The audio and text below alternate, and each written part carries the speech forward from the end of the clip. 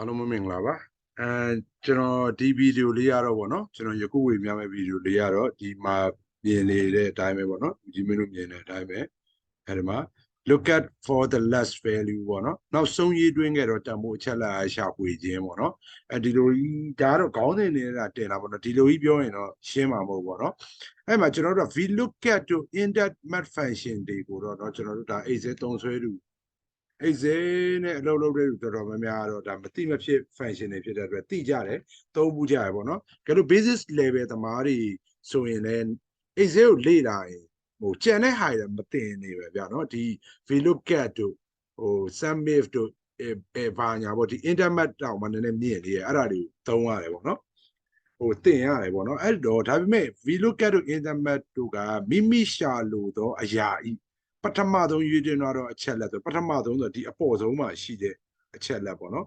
တို့မဟုတ်အပေါ်ဆုံး row တွင်ချီတော့အချက်လက်ကိုလာပေါ်ပြဒီပေါ့နော်ဥပမာပြပါဒီဆိုကျွန်တော်ဒီမှာပေါ့နော်ဟုတ်ပြီကျွန်တော်တို့ဒီမှာပေါ့ဗျာဒီမှာဆိုကျွန်တော်က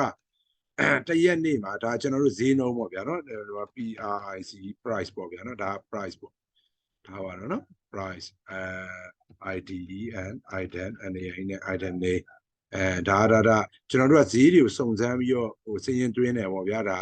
ဥပမာမြင်တာအောင်ပြောရရင်တော့နော်ဈေးတွေကိုစုံစမ်းပြီးတော့ကျွန်တော်တို့စည်ရင်တွင်းတယ်ဈေးတွေစုံစမ်းပြီး sorry ဈေးတွေစုံစမ်းပြီးကျွန်တော်စည်ရင်တွင်းထားရပေါ့ဗျာဒီနေ့ဒါကတော့ yes ဆွဲပေါ့ဗျာထားပါတော့နော်ကျွန်တော် yes ဆွဲပေါ့ဟုတ်ပြီကျွန်တော်ကဒီနေ့မှာပန်တီယာဒီဈေး15ရက်နေ့မှာပန်တီယာဒီဈေး23ရက်နေ့မှာဒီဈေးပေါ့နော် orange orange ဒီကောင်တွေကိုကျွန်တော်မဟုတ်ပြီ orange ဆိုရင်လည်းလိမ်မော်ဒီဆိုရင်လည်းတရက်နေ့မှာဒီဈေး15ရက်နေ့မှာဒီဈေးဒါကတော့ကျွန်တော်ဥပမာပြခြင်းလို့တွင်းထားတဲ့ဟာတွေပေါ့နော်အဲ့တော့ကျွန်တော်တို့က apple လို့ဒီမှာလောက်လိုက်ပြီပေါ့နော်ကျွန်တော်တို့ရှာခြင်းတဲ့တန်ဖို့ပေါ့အဲ့လိုပြောတော့ဗျာဟိုရုပ်တရက်ကြည့်ရင်တော့ဘာကိစ္စဖော်ပြလို့မလဲဒီလိုကြည့်လိုက်ရင်ရနေတာပဲပေါ့နော်ဒါကဒါကိန်းကိုကျွန်တော်တို့နည်းနည်းလေးတွင်းထားတဲ့စရင်တိတ်ဒါ complex မဖြစ်အောင်ကျွန်တော်ကသူများကိုရှင်းပြဖို့အတွက်လှုပ်ထားတဲ့ form လေးမို့လို့လေနော်နောက်ပြီးရင်တခါလေကြာရင်ဒီလို fader နဲ့မလုံတော့ဘဲနဲ့ကျွန်တော်တို့ကဒီတက်ရစစ်ထုတ်ရတဲ့လုပ်ငန်းတွေပေါ်လာလိမ့်မယ်ပေါ့နော်ဟိုတစ်ချိန်ကြာရင်လည်းကျွန်တော်ကြဲပြန့်ပြောပြလို့ရတဲ့ဟိုလုပ်ငန်းခွင်နဲ့တက်ဆိုင်တဲ့ဟာမျိုးကျွန်တော်ဝေမျှတဲ့အချိန်ရတယ်ကျွန်တော်ပြောပြမယ်ပေါ့နော်တေချာပေါက်ကတော့ဒီ vlookup တို့ internet တို့က logo လိုတယ်ဆိုတော့ဟိုသုံးဆွဲဘူးသူတွေတင်ယူဘူးသူတွေသိတယ်ပေါ့နော်ဒါပေမဲ့ဒါကတော့ကျွန်တော်ချင်းဟုတ်ပြီကျွန်တော်ကလောလောဆယ်တော့ဒီလောက်နဲနေတော့ Apple က 100 200 300ပထမဆုံးအခုနောက်ဆုံးလက်ရှိဈေးကတော့300ပေါက်ဈေးကတော့300ဘာညာပေါ့ဗျာဟိုမှာ4ထားဗျာပန်ဒီဈေးဆိုတာဒိန်မော်ဒီတက်ဆိုင်ပိုကြီးမယ်ဗျာ900 600 950ထားပါတော့အဲ့တော့ကျွန်တော်ကဒီမှာ Apple ကို Vlookup နဲ့ရှာလိုက်တဲ့အချိန်ပါဗောနော် Vlookup နဲ့ရှာလိုက်တဲ့အချိန်မှာသူ900ကိုပြပြီးရဗောနော်900ဆိုဒီမှာ Apple မှာကိန်းကနတန်မိုး3မျိုးရှိရဗောနော်900 600 900ဒါပေမဲ့သူပြပေးတာကဒီမှာ900ဆိုဒီအပေါ်ဆုံးဟာဗောနော်ဒါအပေါ်ဆုံးဆိုတာအစောဆုံးနောက်ဆုံးတွင်းထားတဲ့ဥစ္စာမဟုတ်ဘူးကျွန်တော်တို့ကစီးရင်စရာတွင်းပြီဆိုရင်အပေါ်ဆုံးမှာအစောဆုံးတွေတွင်းပြီဟိုကျွန်တော်တို့နောက်ဆုံးမှာတွင်းတဲ့ကောင်တွေကအောက်ရောက်နေပါဗောနော်အဲ့တော့အဲ့မှာပြီးရင်ကျွန်တော် investment နဲ့ဆိုရင်လည်းဒီလိုပဲဒီမှာ900ကျွန်တော်ဒီ900မှာ800လို့ပြင်လိုက်အဲ့နှစ်ခုလုံးနဲ့800လိုက်ပြောင်းသွားလိုက်နော်ဒီမှာ800လိုက်ပြောင်းသွားပြီโอเคဟုတ်ပြီဒါပေမဲ့တကယ်လက်တွေ့လုပ်ငန်းခွင်မှာတခါတည်းကျကျွန်တော်တို့သိဖို့လိုတာနောက်ဆုံးဈေးနှုန်းသိဖို့လိုတယ်နောက်ဆုံးရေးသွင်းလိုက်တာဘာလဲဆိုတာကိုသိဖို့လိုတယ်ဒါနဲ့ပတ်သက်ပြီးပေါ့နော်အဲ့လိုတွေသိဖို့လိုတဲ့အချိန်မှာကျတော့ကျွန်တော်တို့ကဟိုဒီ vlookup နဲ့ internet ရိုးနဲ့မရတော့ vlookup internet ရိုးဆိုရင်သူကဒီလိုကြီးအပေါ်ဆုံးဆိုဟိုအဟောင်းပေါ့နော်အရင်တော့တွင်းထားတဲ့စည်ရင် list ထဲအပေါ်ဆုံးပေါ့ဗျာအဲ့ဒါကိုပဲသူကပြမှာဒါကျွန်တော်တို့အောက်ဆုံးဟာကိုပြကြည့်ရင်ဒီမှာပေါ့နော်ကျွန်တော်အောက်ဆုံးကဒီမှာကြည့် Apple ကအောက်ဆုံးတန်ဖိုး3ခုရှိတယ်အောက်ဆုံးတန်ဖိုး950ပေါ့နော်โอเคအဲ့ဒီအောက်ဆုံးတန်ဖိုးကိုကျွန်တော်က900လို့ပြောင်းလိုက်ရင်ဒီ less reset ပါတယ်900လို့လာပြောင်းလိုက်မယ်ပေါ့နော်ဒီမှာကြည့် okay ဒီမှာနော်900ပြောင်းသွားပြီ okay ဟုတ်ပြီအဲ့လိုမျိုးပဲဒီမှာ orange ပေါ့နော် orange orange ဆိုရင်လည်းကျွန်တော်ကဒီမှာဒါဒီနှစ်ခုကတော့ကျွန်တော်ကအပေါ်ဆုံးဟာကိုပဲကျွန်တော်ပြပြီးရပေါ့နော်ခဏလေးပါဟယ်လိုလာကြိုးမယ်ဟို3မိနစ်လောက်ဆောင်ဗီဒီယိုလေးလုပ်နေလို့နော်အခုလာပြီ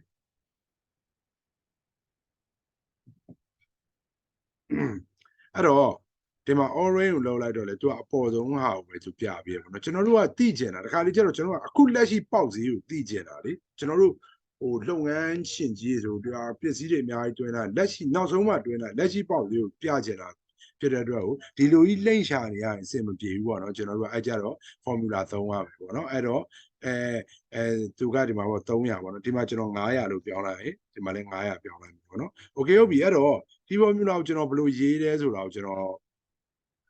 ဒီ Vlookup တွေ intermax တွေတော့ကျွန်တော်မပြောတော့ဘူးဗျာဘာလို့လဲဆိုတော့ basis တင်တန်းတွေဟိုတင်တန်းတိုင်းမှာတင်ကြတယ်ဒီဟာနဲ့ပတ်သက်ပြီးတော့လေတော်တော်များများသိကြတော့ပြင်းဖို့ကောင်းတယ်เนาะအခုကျွန်တော်လုပ်ပြမယ့်ဟာ lookup ဆိုတဲ့ lookup ဆိုတဲ့ဟာပဲ v တဲမဟုတ်ဘူး h တဲမဟုတ်ဘူး intermax လည်းမဟုတ်ဘူးเนาะ lookup ဆိုတာကိုကျွန်တော်အရင်ဆုံးရေးမယ်ရေးပြီးမှကျွန်တော်ရှင်းပြမယ်เนาะဟုတ်ပြီ and ok you be lookup ပြန် lookup value ကိုကျွန်တော်2လို့ထည့်မယ်ပြီးရင် lookup array သူက array range မဟုတ်တော့ lookup vector ဆိုတာကျွန်တော်တို့ဒီ equation လေးတစ်ခုပေါ့နော်ဒီ h11 မှာတွင်းထားတဲ့စရင်းကတဲ့နော်ဒီထဲမှာအဲ့ဒီ range ထဲမှာရှိတယ်မရှိဘူးပေါ့နော်အဲ့လိုလေးလုပ်ပြီးရင်ကျွန်တော်တို့ကရှိတယ်ဆိုရင်သူနဲ့တန်ဟာကိုပေါ်ပြပါဘောနော်အဲ့တော့ကျွန်တော်ကအဲ့လိုလေးလုပ်လိုက်တယ်အဲ့လိုလေးလုပ်လိုက်တဲ့အချိန်မှာကျွန်တော်တို့ကဟို error ပြရပေါ့နော် error ဘာလို့ပြလဲပါညာကျွန်တော်ရှင်းပြမယ်အဲ့ကြတော့ formula မှာကျွန်တော်ကဘာလို့ရေးရမလဲဆိုတော့ဒီ lookup vector ကိုကျွန်တော်က1နဲ့စားလိုက်ရပေါ့နော်1နဲ့စားလိုက်ဒီမှာ900ပေါ်ပြီး orange 900 orange 800လောက်လောက်လိုက်800 okay formula ကိုနော်တေချာလေးမျက်လုံးထဲကိုမြင်အောင်ရင်ကြည့်လိုက်နော်ပြီးမှကျွန်တော်ရှင်းပြနော်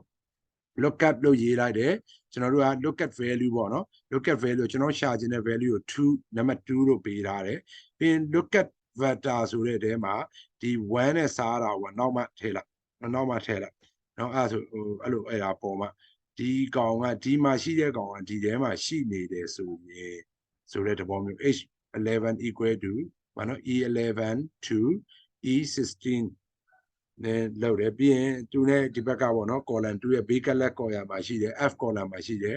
f11 နဲ့ f16 ထဲမှာ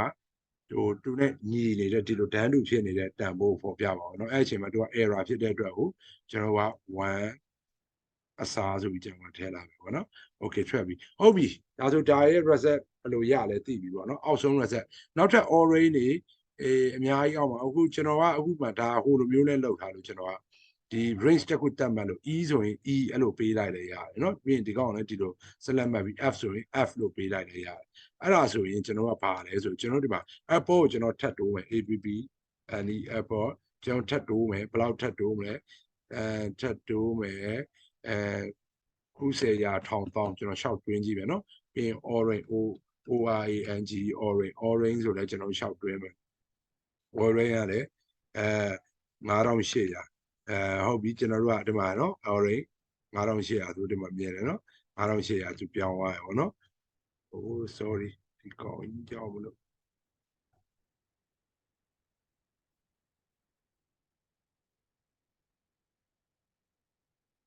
ပေါ်ပြလိုက်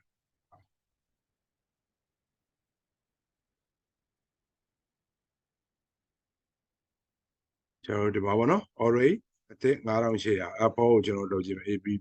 and apple 1000အောက်ဆုံးမှာတွင်းလာတဲ့ဥစ္စာကိုသူပြရတယ်ပေါ့နော် okay အဲ့တော့ formula လေးကိုကျွန်တော်တခါလေးရှင်းပြပြီပေါ့နော်ဟုတ်ပြီ formula ရှင်းပြဖို့ဆို screen ကိုကျွန်တော်ချဲ့နော်မြင်ကြည့်ရအောင်ပို့လွယ်အောင်ကောင်းလေးကို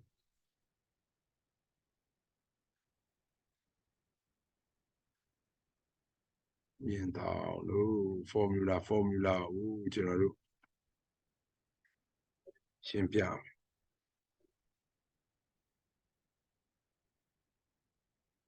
မှာပေါ့နော် formula ကဒီလိုပေါ့နော် formula မှာသူက lookup 2ကိုရှာခိုင်းတယ်ဒါဆိုဒီလိုလုပ်ရင်ဘယ်မှာလုံးဒီထဲမှာ2 number 2မပါဘူးပေါ့နော်2 formula အလုပ်လုပ်ပုံကျွန်တော်ကရှင်းပြမယ်ဒီ formula ဘာမှတစ်ချက်ကြည့်ပေါ့နော်ဒီ formula ဘာမှဆိုရင် h5 မှာပါရှိတယ် apple ကဒီထဲမှာရှိတယ်ဆိုကျွန်တော်ရဒါကြတော့ဒီလိုမျိုးဥပမာပြရင်ဒီလို column တစ်ခုလုံးပြလို့မရတဲ့အတွက်เนาะကျွန်တော်ဒီလို select ပြန်ပေးလိုက်ပဲ sorry ကျွန်တော်ဒီ formula ပါဗောနော်ဒီကောင်းနေရာမှာအစားထိုးမယ်ဒီကောင်းအဲ့လိုလေးလုပ်ပြီးဒီလိုပြန်ပြောင်းမယ်ပြီးရင်ကျွန်တော်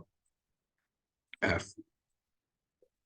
ဟုတ်ပြီကျွန်တော်ပါနော်သူတို့ range ကတော့တူရမယ်နော်ဒီမှာ E5 E7 နဲ့ဆိုရင် F5 S7 နဲ့5 7နဲ့5 7နဲ့ဖြစ်ရမယ်ပေါ့နော် okay သူဘယ်လိုလုပ်လဲဆိုတော့ကျွန်တော်တို့ကအရင်ဆုံးဒီ H5 ကတဲ့ E5 E7 နဲ့မှာပါရင်ပြပါဆိုလို့ကျွန်တော်တို့ကအရင်ဆုံးဒီမှာ F9 လေးကိုနှိပ်လိုက်တယ်အဲ့ဒါလေးကိုနော် F9 ကိုနှိပ်လိုက်တဲ့အချိန်မှာဒီမှာ true true true 4 true 4ဆိုတော့ဘာလဲဆိုတော့ဒီကောင်နဲ့ကိုက်နေတဲ့ကောင်ကို true ပြပြီးတော့ဟိုမကိုက်ရင် 4 ပြဆို true true true ဆက်တိုက် true 3ခုဆိုဒီမှာနော် true true true 4 true 4 okay ဟုတ်ပြီနော် true true true 4 true 4 okay ဟုတ်ပြီကျွန်တော်ကအဲ့မှာ apple မလုပ်ဘဲနဲ့ကျွန်တော်က orange လုပ်ကြည့်မယ်နော် orange orange လုပ်ကြည့်ရင်ဒီမှာဘာပေါ်မလဲဒီကွင်းစားကွင်းမိတ်လေးကိုကျွန်တော် F9 လေးတစ်ချက်နှိပ်ပြီးကြည့်မယ်နော် F9 လေးတစ်ချက်နှိပ်ကြည့်ရင်4ပထမဆုံးမှာ apple တွေဖြစ်နေလို့4 true true true 4 true okay ဟုတ်ပြီအဲ့ဒါပြင်မဲ့ဒီမှာကျွန်တော်ရှာချင်တာကိန်းကနန်းနှစ်ကိုရှာချင်တာနော်နှစ်ကိုရှာချင်တာဟိုသူကကိန်းကနန်းမဟုတ်ဘဲနဲ့ဒီ true 4တွေဖြစ်နေတော့ကိန်းကနန်းပြောင်းခြင်းကျွန်တော်တို့ကတခုခုကိန်းကနန်းတခုခုနဲ့စားတယ်1နဲ့စားတယ်အဓိကတော့ဘာလဲဆိုတော့ကျွန်တော်တို့ကဟိုကပြောင်းအောင် true တွေကဒီကိန်းကနန်းနဲ့စားလို့ပြတ်တယ် true ရဲ့တန်ဖိုးက1ရှိတယ်ပေါ့နော် fault ရဲ့တန်ဖိုးက0ရှိတယ်ပေါ့နော်အဲ့ကြတော့ကျွန်တော်တို့ကအဲ့ကောင်ကို1နဲ့စားလိုက်တဲ့အချိန်မှာဘာဖြစ်လဲဆိုတော့ကျွန်တော် F down ကိုတစ်ချက်ကြည့်မယ်ဒီမှာဟို fault တွေက0ဖြစ်တဲ့အတွက်1ကို0နဲ့စားတော့ error တွေပဲဖြစ်တယ် error 1 error 1ပေါ့နော် orange အောက်ဆုံးမှာအဲ့လိုရှိတယ်ပေါ့နော် control z လေးပြန်နေမယ်အဲ့တော့ဒီမှာပေါ့နော် orange အောက်ဆုံးမှာရှိတယ်ပေါ့နော်အဲ့တော့ E7 မှာရှိတယ်။ Okay အဲ့ကြတော့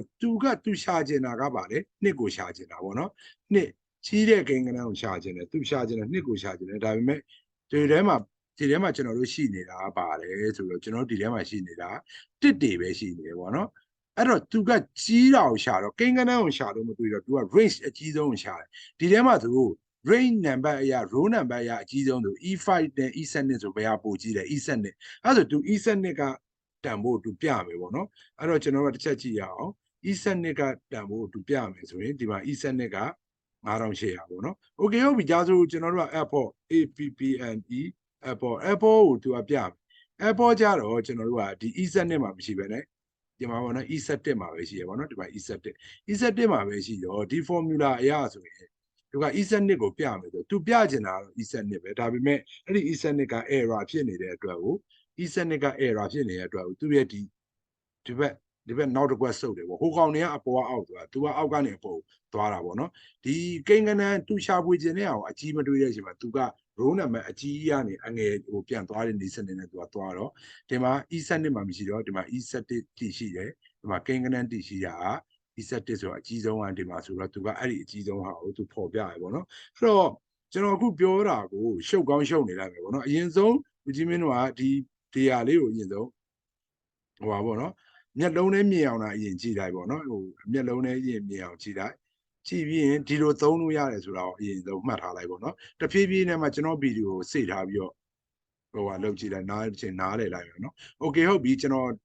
အခုပေးတဲ့ဒီသင်ခန်းစာတော့ဒီလောက်ပဲပေါ့နော်ဒါပေမဲ့ကျွန်တော်နောက်အလားတူသင်ခန်းစာနောက်တစ်ခုရှိတယ်နောက်သင်ခန်းစာကျွန်တော်တို့ဒီ Vlookup တရားဒီမှာပေါ့နော်ဒါတွေဆိုကျွန်တော် item R ဘာညာဒီမှာဆိုဈေးနှုန်းတွေအများကြီးပေါ့နော်အဲ့တော့ကျွန်တော်တို့က item တစ်ခုရဲ့ဥပမာ item R ဆိုရင်ကျွန်တော်တို့ကတရက်နေတော့ဝယ်ထားတယ်သူ့ရဲ့ဈေးနှုန်းက2900ရှိတယ်ပေါ့နော်အဲ့တော့ item R ဆိုပြီးကျွန်တော်တို့ item R ကိုကျွန်တော်တစ်ချက်ရလိုက်ရင်ဒီမှာ8900ဘယ်လို8900လဲကျွန်တော်ဒီမှာစစ်ကြည့်မယ်ပေါ့နော် item R ဆိုပြီးကျွန်တော်တစ်ချက်ရလိုက် item R ကဒီမှာ၄ခုရှိရဲ့အောက်ဆုံးမှာရှိတာ8900အဲ့ဒါနဲ့ရေးတာပြီးရင်ကျွန်တော်နောက်ဆုံးသူ့ရဲ့ဖြစ်တဲ့ဈေးနှုန်းဒိတ်က22ရက်နေတယ်ဒီမှာ22ရက်နေပေါ့နော်ဒါပထမဆုံးဆိုရင်တော့ဒီမှာ1ရက်နေ3ရက်နေ4ရက်နေဆိုအဲ့တော့ကျွန်တော်တို့ကဘယ်ဒီပစ္စည်းရဲ့နောက်ဆုံးနေ့ဘယ်နေ့ကဈေးနှုန်းဘယ်လောက်ရှိခဲ့တယ်ဆိုတော့ကျွန်တော်ကသိရမှာပေါ့နော်โอเคဟုတ်ပြီပြီးရင်ကျွန်တော်ထပ်ပြီးတော့ဝေမျှချင်တာလေးကတခုထပ်ရှိသေးရဲ့ဗျာနော်ဒါကတော့ look at for the several values တခုတက်ပို့တော့အချက်လက်တို့မကိန်းကနမရှာဖွေပေါ်ပြခြင်းပေါ့နော်အဲ့ဒါပါလဲဆိုတော့ကျွန်တော်ဒီမှာ item D ပေါ့နော် item D မှာဆိုရင်ကျွန်တော်တို့ကဒီမှာပေါ့နော် D ဆိုပြီးကျွန်တော်ရတာ item D မှာဆိုရင်ကျွန်တော်တို့ကကျွန်တော် Vlookup နဲ့ပဲရှာချာခုနကကျွန်တော်ပြတဲ့ lookup နဲ့ပဲရှာချာဒီတော့တခုကိုပဲပြပေးမယ် item D ဆိုရင် Vlookup နဲ့ရှာရင်ဒီ3ရက်နေ့တော့ကရှိတဲ့ဈေးနှုန်း 3200ပဲပြပေးမယ်ကျွန်တော်ရဲ့အခုအစ်စ်ပြတဲ့ formula ပေါ့နော်အဲ့ဒါနဲ့ပြမယ်ဆိုပြန်တော့လေသူကဒီနောက်ဆုံး28ရက်က4100ဆိုတာပြပြီးမယ်ဒါပေမဲ့တစ်ခါတလေကျတော့ကျွန်တော်ဒီလိုချင်တာပေါ့နော်အခု item D မို့လို့ဒီလိုဖြစ်တာပေါ့နော် item O ဆိုရင်ရောitem O ဆိုရင်သူရှိရင်ရှိတဲ့အတိုင်းပေါ့နော်ဒီမှာပြောင်းသွားမယ်နော်ကျွန်တော် item S ဆိုရင်လည်းသူရှိရင်ရှိတဲ့အတိုင်းပြောင်းသွားမယ် okay အဲ့ဒါလေးကိုလည်းကျွန်တော်ဝေမျှဖို့အတွက်ဆန္ဒရှိတယ်ဒါပေမဲ့ကျွန်တော်ရဲ့ဒီဗီဒီယိုလူတွေနောက်ဘယ်လောက်ရောက်လဲလူတွေဘယ်လောက်စိတ်ဝင်စားလဲပုံမှာမူတည်ရပါတော့ဗီဒီယိုတစ်ပုတ်လုပ်ဖို့ဆိုလဲကျွန်တော် idea တို့အချိန်ပေးရတို့ပေါ့ကြောင်းပေါ့နော်အဲ့ဒါကြောင့်ယခုဒီ look at ပေါ့နော် look at for the last row value ပေါ့နော်အဲ့ဒါဒီဗီဒီယိုလေးကိုကြိုက်နေတတ်တယ်တဘောကြတယ်ဆိုရင်ကိုယ့်အတွက်လည်းအသုံးဝင်တယ်ဒါမှအခုအသုံးဝင်တော့နောက်တစ်ချိန်သုံးဝင်လာမှာအိဇဲဝါဒနာပါတဲ့လူတွေအနေနဲ့ကျွန်တော်ရဲ့enjoyable excel ဆိုတဲ့ page လေးမှာပေါ့နော်ဒီဟာနဲ့ပတ်သက်တဲ့ဗီဒီယိုကိုကျွန်တော်ရပ်ပိုင်းအတွင်းကျွန်တော်တင်ပေးမယ်ပေါ့နော်ကျွန်တော် page လေးကိုရှာပြီးတော့ကျွန်တော် link လေးတဲ့ comment မှာဖြစ်ပြီးကျွန်တော်ပေးမယ်ပေါ့နော်အဲ့ဒီ link လေးကိုရှာပြီးတော့အဲ့ဒီ page လေးကိုကျွန်တော်တစ်ချက်လောက် like and follow လုပ်ပြီးတော့ပေါ့နော်နောက်ပြီးတော့ကျွန်တော်ကအရင်ကတော့တင်တန်းနေမှာဖွင့်ပေးမယ်ခုနောက်ပိုင်းတော့ကျွန်တော်ဒီ online ပေါ့နော် zone class တင်တန်းဖွင့်ဖို့စိတ်ကူးရကျွန်တော်တင်တန်းကြတော့ဘယ်လိုလဲဆိုတော့ကျွန်တော်ကဟိုပါပေါ့ဒီကျွန်တော်တို့ပုံမှန်ပေါ့နော်ပုံမှန်ဆရာတွေပေါ့နော်ဆရာမတွေတင်နေသလိုမျိုးပေါ့နော် basis intermediate ပြီးတော့ advanced ပေါ့နော် advanced ပြီးတော့မှဟိုဘက် advanced over advanced ပေါ့ဗျာကျွန်တော်တို့ VB ကုတ်ရေးတဲ့အပိုင်းတွေပေါ့နော်သူတို့က step by step သွားတယ်သူတို့ရဲ့ procedure အတိုင်းသူတို့သွားတယ်ပေါ့နော်တချို့တွေကဘာတွေဖြစ်နေတယ်ဆိုတော့မသိဘူးလားဆိုတော့သိတယ်ကျွန်တော်အဲ့လိုလူတွေအတွက်ပေါ့နော်တင်တန်းပြန်တက်ဖို့ကြတော့လေပြင်းဖို့ကောင်းရောတင်တန်းရဲ့သဘောတရားကြတော့ကျွန်တော်တို့ဒီအစင်လိုက်လေးတွေတင်စရာရှိတာကိုတင်သွားမှာဖြစ်တဲ့အတွက်ကိုတိပြီးသားတွေပြန်တင်နေရောလေပြင်းဖို့ကောင်းတာတွေပါလေဖြစ်တတ်တော့ကျွန်တော်ကြတော့ဒီတင်ယူခြင်းနဲ့လိုအပ်တဲ့တိကျင်တဲ့ဟာကိုနံပါတ်1ဦးစားပေးပြီးတော့နောက်တစ်ခုကမှသူမသိသေးတဲ့တွေကတိတဲ့တာတွေကိုကျွန်တော်ကပြောပြတဲ့ဥစ္စာအောင်ပါကျွန်တော်တို့အချိန်ကာလတစ်ခုပေါ်မှာကျွန်တော်အခချင်းဝင်တစ်ခုယူပြီးကျွန်တော်တင်ယူပို့ချမှုတော့မယ်ကျွန်တော်စီမှာအခုရက်ပိုင်းနည်းနည်းတက်နေတဲ့လူလေးနဲ့အနေချင်းရှိရပေါ့နော်ဒါကတင်တန်းနဲ့ပတ်သက်ပြီးဈေးနှုန်းကတော့ကျွန်တော်ယူရမယ့်အချိန်ပေါ်မှာမူတည်ပြီးကျွန်တော်တို့ညှိကြမယ်ပေါ့နော်နောက်ပြီးရင်ကျွန်တော်ကတချို့အတွေကပေါ့နော်ဒီတမယိုးကြအလုပ်ကလေးတွေနည်းနည်းခက်လုပ်နေရတယ်ရှိတယ်အဲ့တော့အဲ့ဒီလူတွေအတွက်ပေါ့နော်ကျွန်တော်ဝန်ဆောင်မှုပေါ့နော် format ကိုဒီလိုလုပ်ရင်ပေါ့နော်ကျွန်တော်ကဒီ accountant idea ချက်ကိုပေါ့နော်ဒီ smooth ဖြစ်အောင်ဘယ်လိုလုပ်မလဲဆိုတဲ့ဟာကိုသွားမှာကျွန်တော် specialist accountant တော့မဟုတ်ဘူးပေါ့နော်အဲကြောင့်မို့ accountant ဆရာသမားတွေရဲ့ process ကိုတော့ကျွန်တော်မရှုပ်ဘူးဒါပေမဲ့ဥပမာဒါနဲ့ဒါပေါင်းရင်ဒီလိုရမယ်ဆိုပြီးမဲ့အချိန်ကျွန်တော်တို့ကဥပမာ calculator နှိပ်ပြီးပေါင်းချတစ်ချောင်းစစ်ဖို့အတွက်အချိန်3မိနစ်ယူရမယ်အချိန်မှာကျွန်တော်က3စက္ကန့်နဲ့ဒီပေါင်းချ reset အဖြေကိုရအောင်ဘယ်လိုလုပ်မလဲဆိုတဲ့ဟာအပိုင်းတွေမှာဒီ Excel နဲ့လုပ်လို့ရတယ်အများကြီးပေါ့နော်နောက်ပြီးကျွန်တော်တို့ကဒီအခုနောက်ပိုင်းတွေမှာ Power BI တွေဒီနောက်ပိုင်း code တွေနေပဲဘယ်လိုပဲသွားပေါ့နော် database ဆိုတာရှိဖို့လိုတယ် database ရဖို့အတွက်ဆိုရင်ဒီ Excel ကိုပိုင်နိုင်ပြီး Excel ထဲမှာပဲစာရင်းတွေတွင်းထားမှာ Excel ဇယားကြီးထဲမှာစာရင်းတွေရှိမှာကျွန်တော်တို့ကကြံတဲ့ Power BI တို့ဘာလို့ကိုလည်းကျွန်တော်တို့ကချောမွေ့သုံးလို့ရမှာပေါ့နော်အဲ့လိုမျိုးလေးရှိတော့ဒီ Excel ကျွမ်းကျင်ဖို့လိုတယ်ပေါ့နော်အဲ့တော့အဲ့ဒါလေးပါပဲကျေးဇူးအများကြီးတင်ပါတယ်အဲ့တော့ start sharing okay